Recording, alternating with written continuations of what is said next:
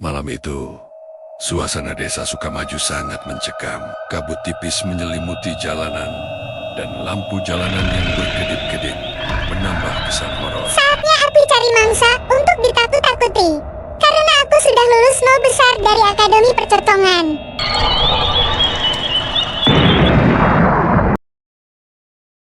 Pada saat itu, Bimo mengayuh sepeda jengkinya dengan santai. Dia baru pulang bermain dari rumah temannya.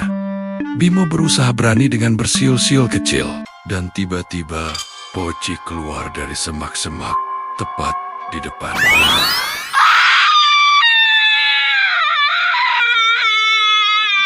Aduh, siapa yang letakin polisi tidur di situ?